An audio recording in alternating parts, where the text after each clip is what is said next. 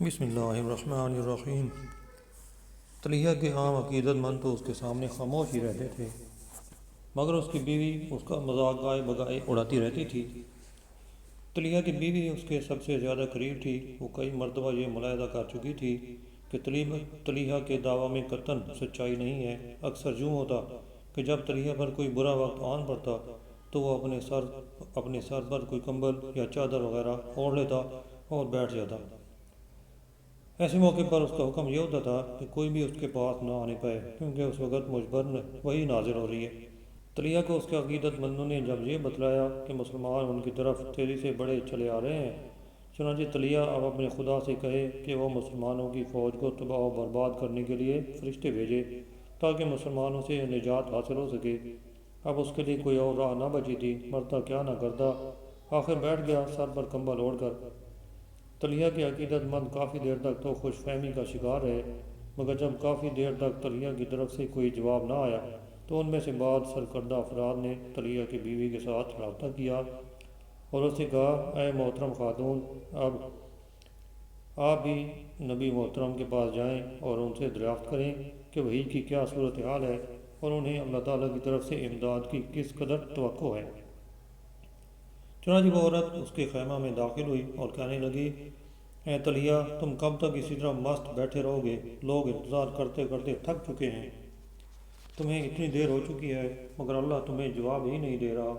جب وہ بول بول کر تھک گئی تو اس نے طلحہ کے سر پر موجود کمبل کو بری طرح کھینچ کر اتار پھینکا۔ اس نے دیکھا کہ طلحہ پر گویا تشنج کی کیفیت طاری تھی۔ اس نے اپنی بیوی کو ڈانٹتے ہوئے کہا کہ تو کیسی بے عقل عورت ہے، میں نے تجھے کہا تھا کہ اس وقت مجھے تنگ مت کیا کرو۔ فرشتہ مجھے ایک نہایت عام اطلاع دے رہا تھا کہ تو نے یہ سلسلہ ہی منقطع کر دیا۔ اسی اثناء میں اہل اسلام کا لشکر تیزی کے ساتھ منزلیں طے کرتا ہوا بنو ذبیان کے علاقے البرق تک پہنچ چکا تھا۔ بنو ذبیان کے لوگوں پر مسلمانوں کی ہیبت طاری تھی۔ انہوں نے وہاں سے فرار ہونے میں ہی عافیت جانی۔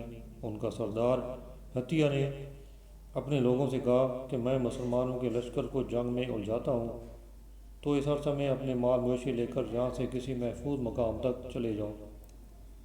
حطیہ نے کچھ دیر تک تو اہل اسلام کا مقابلہ کیا، مگر وہ کتنی دیر ٹھہر سکتا تھا؟ آخر اس کے اکثر جنگجو یا تو قتل ہو گئے یا پھر قید کر لیے گئے۔ انہی میں حطیہ خود بھی شامل تھا جو گرفتار ہوئے۔ مسلمانوں نے اس وادی کو اپنے قبضہ میں لیا تو انہیں معلوم ہوا کہ یہاں سے لوگ فرار ہو چکے ہیں اور جاتے ہوئے اپنے مال مویشی بھی لے جا چکے ہیں، مگر ان کے لیے یہ بڑی خوش آئند بات تھی کہ اب اس سرسبز وادی میں ان کے مویشی چل رہے تھے۔ بنو ذبیان کے لوگ وہاں سے فرار ہو کر طلحہ تک پہنچ چکے تھے۔ طلحہ نے بہت سے چھوٹے چھوٹے قبائل کو مختلف قسم کے لالچ دے کر اپنے ساتھ ملا لیا تھا، مگر اس تمام تر کارروائی میں حضرت خالد بن ولید رضی اللہ عنہ کی ہیبت ہی کار فرما تھی۔ حضرت خالد سے تمام عرب قبائل کانپتے تھے۔ آپ کے حسن تدبر اور جنگی حکمت عملی کی مثالیں دی جاتی تھیں۔ طلحہ نے اب ایک اور کام بھی شروع کر دیا کہ جو قبائل اسلام سے منہ موڑ چکے تھے ان تک دوستی کا پیغام پہنچایا اور ان کو اپنی مدد کا یقین دلایا۔ بلا شبہ طلحہ ایک بڑی فوج اکٹھی کرنے میں کسی حد تک کامیاب ہو چکا تھا۔ دوسری طرف یہ صورتحال پیدا ہو چکی تھی کہ بنو عامر، حوازن اور بنو سلیم وغیرہ فرقے اقتدار میں مبتلا ہو چکے تھے، مگر ابھی تک وہ متذبذب تھے کہ انہیں کیا لائے عمل اختیار کرنا چاہیے۔ یہ قبائل ابھی تک بنو اسد اور بنو غطفان کی طرف تک رہے تھے۔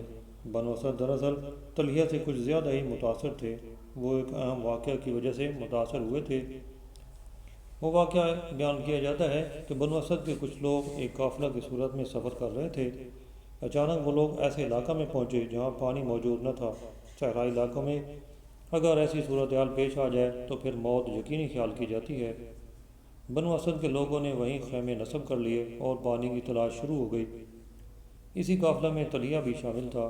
جب تمام لوگ پانی کی تلاش میں دوڑ دھوپ کر رہے تھے تو چند لوگوں نے دیکھا کہ طلحہ ایک جگہ پر سر پر چادر ڈالے مست اور بے خود سا بیٹھا ہوا ہے۔ یقیناً یہ ایک اچھی بات نہ تھی۔ ایک شخص غصے کی حالت میں آگے بڑھا اور طلحہ کے سر سے چادر نوچ کر کہنے لگا، اے طلحہ، تم عجیب شخص ہو، ہم سب تو پریشان پانی کی تلاش میں سرگرداں ہیں، مگر تم کس قدر آرام و سکون کے ساتھ بیٹھے ہو۔ طلحہ کو اس کی یہ حرکت بہت ناگوار گزری اور اس نے اپنے غصے پر قابو پاتے ہوئے کہا، اے جاہلو، یہ تمہاری بے عقلی کی دلیل ہے۔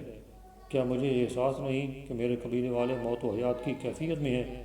میں تو دراصل فرشتہ کو حاضر کر رہا تھا تاکہ اس سے پوچھ سکوں کہ پانی ہمیں کہاں سے مل سکے گا، مگر ابھی فرشتہ حاضر ہی ہوا تھا کہ تم لوگوں کی بچگانہ حرکت کی وجہ سے وہ فرشتہ واپس چلا گیا ہے۔ جس شخص نے طلحہ کے سر سے چادر نوچی تھی، سبھی لوگ اس کو خوشمگین نگاہوں سے دیکھنے لگے۔ ان میں سے ایک شخص نے بڑی ملائمت سے اس سے کہا، اے طلحہ، ہماری یہ خطا معاف کر دے اور اپنے فرشتے کو دوبارہ حاضر کر کے پوچھ کہ ہمیں پانی کہاں سے مل سکے گا، کہیں ایسا نہ ہو کہ ہم اس جگہ پانی تلاش کرتے ہوئے موت کے منہ میں چلے جائیں۔ ہاں، یہ بات تو تمہاری درست ہے، مگر تم لوگ جب تک سر پر میری چادر نہیں ڈالو گے، میں بھلا اس کو کس طرح حاضر کر سکتا ہوں؟ طلحہ نے بڑی رعونت کے ساتھ کہا۔ چنانچہ اگلے ہی لمحے اس کے سر پر چادر اڑا دی گئی۔ کچھ دیر تک طلحہ اسی انداز میں بیٹھا رہا۔ اس دوران اس کا پورا جسم بری طرح کانپ رہا تھا اور وہ زیر لب کچھ بڑبڑا بھی رہا تھا۔ تھوڑی دیر کے بعد اس نے از خود چادر سر سے اتاری اور ان لوگوں سے کہنے لگا کہ ہمیں پانی ضرور ملے گا، خوش ہو جاؤ۔ وہاں پہ موجود لوگوں کے چہرے خوشی کے مارے کھل اٹھے۔ انہوں نے بڑی بےتابی کے ساتھ پوچھا کہ پانی ہمیں کہاں سے ملے گا؟ طلحہ نے ایک سمت کی نشاندہی کرتے ہوئے کہا کہ اس طرف چند میل کا فاصلہ طے کرنے کے بعد ہمیں پانی دستیاب ہو جائے گا۔ چنانچہ اس قافلہ کے چند لوگوں نے اونٹوں کو تیار کیا اور اس سمت کی طرف روانہ ہو گئے۔ اس دور میں قافلے زیادہ تر اونٹوں پر ہی مشتمل ہوا کرتے تھے۔ وہ لوگ اونٹوں کو دوڑاتے اس جانب چلے گئے جیسے طلحہ نے کہا تھا۔ پانی وہاں موجود تھا۔ اس کے قبیلے والے اس سے بے حد متاثر ہوئے اور اسے کرید کرید کر پوچھنے لگے کہ کیا واقعی اس کے پاس فرشتہ حاضر ہوتا ہے؟ اس نے ان کو طرح طرح کی باتیں کر کے خاموش کرا دیا۔ یہی وہ واقعہ تھا جس کی بنا پر طلحہ خود کو ایک عظیم شخصیت تصور کرنے لگا تھا۔ اور جب اسلام پھیلا تو اس نے اس واقعے کو خصوصیت کے ساتھ مشہور کر دیا۔ جب یہ واقعہ، جسے اس نے معجزہ کہہ کر مشہور کیا تھا، اس کی خود ساختہ نبوت کا ثبوت ثابت ہوا تھا۔ یہی واقعہ بنو اسد کے بڑے بوڑھوں نے بنو خزرہ کے سردار عینیہ بن حسن کو بھی سنایا۔ یہ دراصل سردار اپنے 1000 جاں بازوں کے ساتھ طلحہ کے ساتھ مل گیا تھا، مگر اس کے دل و دماغ پر حضرت خالد بن ولید کی ہیبت طاری تھی۔ اس کو یہ بھی معلوم تھا کہ اہل اسلام حضرت خالد بن ولید کی سرکردگی میں طلحہ کی طرف بڑھ رہے تھے۔ ایک روز اس نے طلحہ سے دریافت کیا کہ اے نبی محترم، کیا آپ کے پاس واقعی جبریل آتے ہیں؟ طلحہ نے مسکراتے ہوئے کہا، ہاں کیوں نہیں، تمہیں جو بھی بتلایا گیا ہے وہ بالکل درست ہے، مگر تم یہ بات کیوں پوچھ رہے ہو؟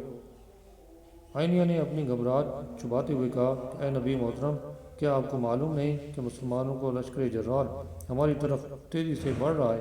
یقیناً یہ ایک بہت خون ریز جنگ ہوگی۔ میں اس جنگ میں آپ کا سب سے بڑا حریف ہوں۔